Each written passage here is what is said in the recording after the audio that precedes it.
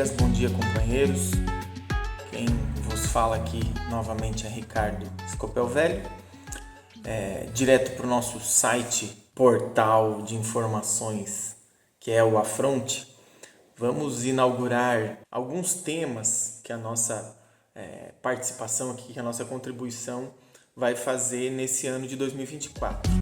Então a gente vai organizar em 3 grandes blocos de conversa aqui. O primeiro sobre o conceito de trabalho, o segundo sobre a questão do Estado e o terceiro sobre a questão da educação. Então hoje a gente vai começar a falar um pouco sobre a questão do trabalho, esse conceito que é tão importante, essa prática social que transformou a natureza humana em outro tipo de ser social. A gente pode compreender, portanto, que é super importante para a nossa humanidade, para a civilização, para os atuais embates e contradições que a gente vive numa sociedade capitalista, entender esse conceito de trabalho. Portanto, vamos a ele. A própria palavra trabalho, ela tem uma origem, digamos assim, não muito bonita, porque ela vem derivada de um instrumento de tortura chamado tripalium. Então esse tipo de prática de tortura fazia com que as pessoas desenvolvessem alguma atividade física para produzir algo. Então a palavra trabalho, ela vem carregada aí desse peso histórico da tortura, portanto de fazer força contra a vontade.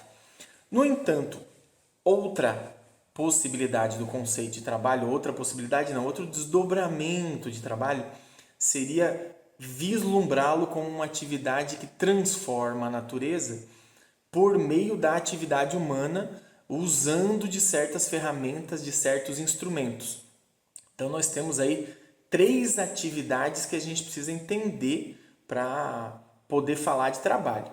Então, a própria ação humana, como parte do trabalho, os instrumentos, os meios de trabalho que vão ser usados e a própria natureza, como matéria-prima, como matéria bruta a ser transformada.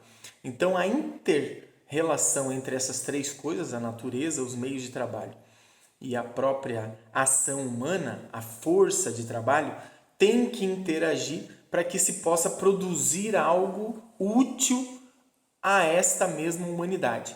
Então, ao lavrar a terra, ao produzir algum tipo de plantação, ao cultivar as sementes, ao transformar algum mineral em alguma outra instrumentalidade para o ser humano, você está trabalhando.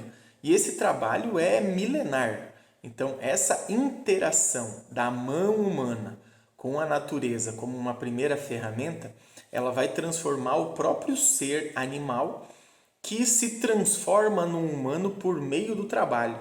Então, tem alguns autores aí, principalmente o nosso queridíssimo Frederico Engels, que falou lá do papel do trabalho da transformação do macaco em homem. Ou seja, a gente atribui teoricamente na história das ciências sociais aí o papel do trabalho a um papel altamente fundamental a transformação daquela animalidade no que a gente entende hoje em humanidade.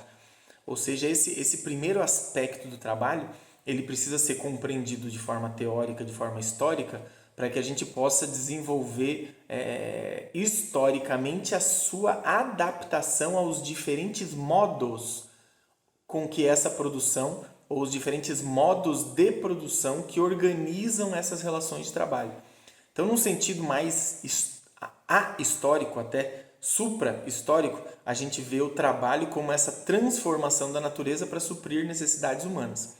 Só que isso é algo que fica muito abstrato, como eu disse, fica muito longe das realidades concretas onde as relações sociais são estabelecidas por meio de quem controla esses 3 elementos que a gente chamou fundantes da civilização, ou seja, quem controla a força de trabalho, quem controla os meios de produção e os meios de trabalho e quem controla a própria natureza. Então, a natureza e esses instrumentos são o que a gente considera meios de produção. E a força de trabalho é essa energia humana, cérebro, músculos, nervos, sangue que colocam-se em movimento para transformar a natureza.